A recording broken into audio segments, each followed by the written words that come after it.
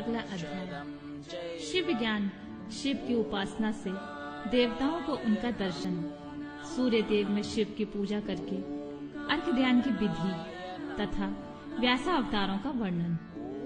श्री कृष्ण बोले, भगवान, अब मैं उस शिव ज्ञान को सुनना चाहता हूँ जो वेदों का सार तत्व है तथा जिसे भगवान शिव ने अपने शरणागत भक्तों की मुक्ति के लिए कहा था। प्रभु, शिव की पूजा कैसे की जाती है? पूजा आदि में किसका अधिकार है तथा ज्ञान योग आदि कैसे सिद्ध होते हैं? उत्तम व्रत का पालन करने वाले मुनीश्वर, यह सब बातें विस्तार पूर्वक बताइए। उपमन्यु ने कहा, भगवान शिव ने जिस वेदोक्त ज्ञान को संक्षिप्त करके कहा है वही शैव ज्ञान है। वह निंदा स्तुति आदि से रहित तथा श्रवण मात्र से ही अपने प्रति विश्वास उत्पन्न करने वाला है। यह दिव्य ज्ञान गुरु की कृपा से प्राप्त होता है और अनायास ही मोक्ष देने वाला है।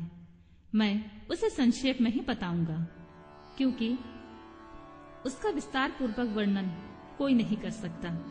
पूर्व काल में महेश्वर शिव सृष्टि की इच्छा करके सत्कार्य कारणों से नियुक्त हो स्वयं ही अव्यक्त से व्यक्त रूप में प्रकट हुए। उस समय ज्ञान स्वरूप भगवान विश्वनाथ ने देवताओं में सबसे प्रथम देवता वेदपति ब्रह्मा जी को उत्पन्न किया। ब्रह्मा ने उत्पन्न होकर अपने पिता महादेव को देखा तथा ब्रह्मा जी के जनक महादेव जी ने भी उत्पन्न हुए ब्रह्मा की ओर स्नेहपूर्ण दृष्टि से देखा और उन्हें सृष्टि रचने की आज्ञा दी। रुद्रदेव की कृपा दृष्टि से देखे जाने पर सृष्टि के सामर्थ्य से युक्त हो उन ब्रह्मदेव ने समस्त संसार की रचना की और पृथक पृथक वर्णों तथा आश्रमों की व्यवस्था की। उन्होंने यज्ञ के लिए सोम की सृष्टि की। सोम से तुलोक का प्रादुर्भाव हुआ। फिर पृथ्वी, अग्नि, सूर्य, यज्ञमय विष्णु और शचीपति इंद्र प्रकट हुए। वे सब तथा अन्य देवता रुद्राध्याय पढ़कर रुद्रदेव की स्तुति करने लगे। तब भगवान महेश्वर अपनी लीला प्रकट करने के लिए उन सब का ज्ञान हरकर प्रसन्न मुख से उन देवताओं के आगे खड़े हो गए। तब देवताओं ने मोहित होकर उनसे पूछा, आप कौन हैं? भगवान रुद्र बोले, श्रेष्ठ देवताओं, सबसे पहले मैं ही था। इस समय भी सर्वत्र मैं ही हूँ और भविष्य में मैं ही रहूंगा। मेरे सिवा दूसरा कोई नहीं है। मैं भी अपने तेज से संपूर्ण जगत को तृप्त करता हूँ। मुझसे अधिक और मेरे समान कोई नहीं जो मुझे जानता है, वह मुक्त हो जाता है। ऐसा कहकर भगवान रुद्र वही अंतर्ध्यान हो गए। जब देवताओं ने उस महेश्वर को नहीं देखा तब वे सामदेव के मंत्रों द्वारा उनकी स्तुति करने लगे। अथर्व शीर्ष में वर्णित पाशुपत व्रत को ग्रहण करके उन अमरगणों ने अपने संपूर्ण अंगों में भस्म लगा लिया।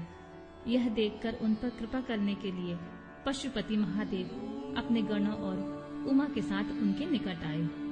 प्राणायाम के द्वारा श्वास को जीतकर निद्रा रहित एवं निष्पाप हुए योगी जन अपने हृदय में जिनका दर्शन करते हैं, उन्हीं महादेव को उन देवेश्वरों ने वहां देखा जिन्हें ईश्वर की इच्छा का अनुसरण करने वाली पराशक्ति कहते हैं।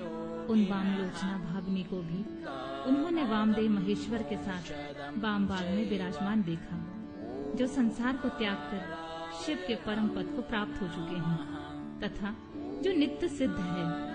उन गणेश्वरों को अभी देवताओं ने दर्शन किया। तत्पश्चात देवता महेश्वर संबंधी वैदिक और पौराणिक दिव्य स्त्रोतों द्वारा देवी सहित महेश्वर की स्तुति करने लगे। तब वृषभध्वज महादेव भी उन देवताओं की ओर कृपा पूर्वक देखकर अत्यंत प्रसन्न हो स्वभावतः मधुर वाणी में बोले, मैं तुम लोगों पर बहुत संतुष्ट हूँ। उन प्रार्थनीय एवं पूज्यतम भगवान वृषभध्वज को अत्यंत प्रसन्न चित्त जान देवताओं ने प्रणाम करके आदर पूर्वक उनसे पूछा, भगवान, इस भूतल पर किस मार्ग से आपकी पूजा होनी चाहिए और उस पूजा में किसका अधिकार है, यह ठीक ठाक बताने की कृपा करें।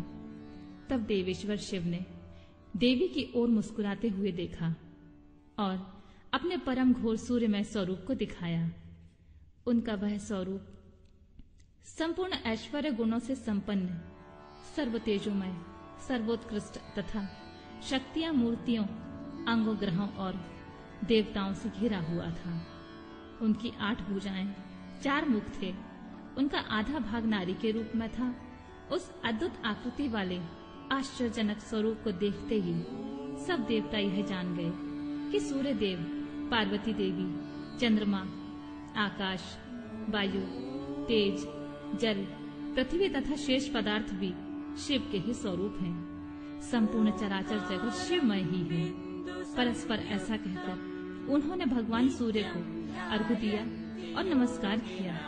अर्घ्य देते समय वे इस प्रकार बोले, जिसका वर्ण सिंदूर के समान है और मंडल सुंदर है, जो स्वर्ण के समान सुंदर कांतिमान आभूषण से विभूषित है, जिनके नेत्र कमल के समान हैं, जिनके हाथ में भी कमल है, जो ब्रह्मा, इंद्र और नारायण के भी कारण है, उन भगवान को नमस्कार है।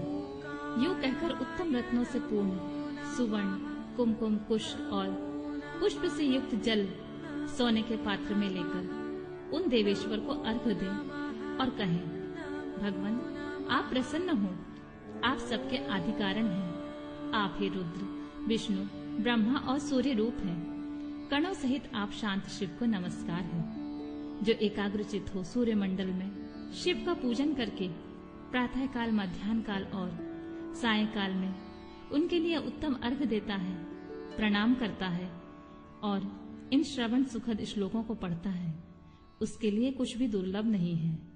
यदि वह भक्त है तो अवश्य ही मुक्त हो जाता है। इसलिए प्रतिदिन शिव रूपी सूर्य का पूजन करना चाहिए। धर्म, अर्थ, काम और मोक्ष के लिए मन, वाणी तथा क्रिया द्वारा उनकी आराधना करनी चाहिए। तत्पश्चात मंडल में विराजमान महेश्वर देवताओं की ओर देखकर और उन्हें संपूर्ण शास्त्रों से श्रेष्ठ शिव शास्त्र देकर वही अंतर्ध्यान हो गए। उस शास्त्र में शिव पूजा का अधिकार ब्राह्मण, क्षत्रिय और वैश्यों को दिया गया है। यह जानकर देवेश्वर शिव को प्रणाम करके देवता जैसे आए थे वैसे ही चले गए। तदनंतर दीर्घ काल के पश्चात जब वह शास्त्र लुप्त हो गया, तब भगवान शंकर के अंग में बैठी हुई महेश्वरी शिवा ने पति देव से उसके विषय में पूछा। तब देवी से प्रेरित हो चंद्रभूषण महादेव ने वेदों का सार निकालकर संपूर्ण आगमों में श्रेष्ठ शास्त्र का उपदेश किया। फिर उन परमेश्वर की आज्ञा से मैंने, गुरुदेव अगस्त्य ने और महर्षि दधीचि ने भी लोक में उस शास्त्र का प्रचार किया। शूलपाणी महादेव स्वयं भी युग युग में भूतल पर अवतार लेकर अपने आश्रित जनों की मुक्ति के लिए ज्ञान का प्रसार करते हैं। ऋभु, सत्य, भार्गव, अंगिरा, सविता, मृत्यु, इंद्र, मुनिवर वशिष्ठ, सारस्वत, त्रिधामा, मुनिश्रेष्ठ, त्रिव्रत, सत्यतेजा, साक्षात धर्म स्वरूप नारायण, स्वरक्ष, बुद्धिमान आरुणि, भरद्वाज, श्रेष्ठ विद्वान गौतम, वाचश्रवा मुनि, पवित्र सूक्ष्याणी, तृणबिंदु मुनि, कृष्ण, शक्ति, शाक्ते, पराशर, उत्तर जातुकर्ण और साक्षात नारायण स्वरूप कृष्ण दोपायन मुनि, ये सब व्यासा अवतार हैं। अतः क्रमशः कल्प योगेश्वरों का वर्णन सुनो। लिंग पुराण में द्वापर के अंत में होने वाले उत्तम वृत्तधारी व्यासा अवतार तथा युगाचार्य अवतारों का वर्णन है। भगवान शिव के शिष्यों में भी जो प्रसिद्ध हैं उनका वर्णन है। उन अवतारों में भगवान के मुख्य रूप से 4 महातेजस्वी शिष्य होते हैं। फिर उनके सैकड़ों हजारों शिष्य प्रशिष्य हो जाते हैं। लोक में उनके उपदेश के अनुसार भगवान शिव की आज्ञा का पालन करने आदि के द्वारा भक्ति से अत्यंत भावित हो भाग्यवान पुरुष ही मुक्त हो जाते हैं। अगला अध्याय।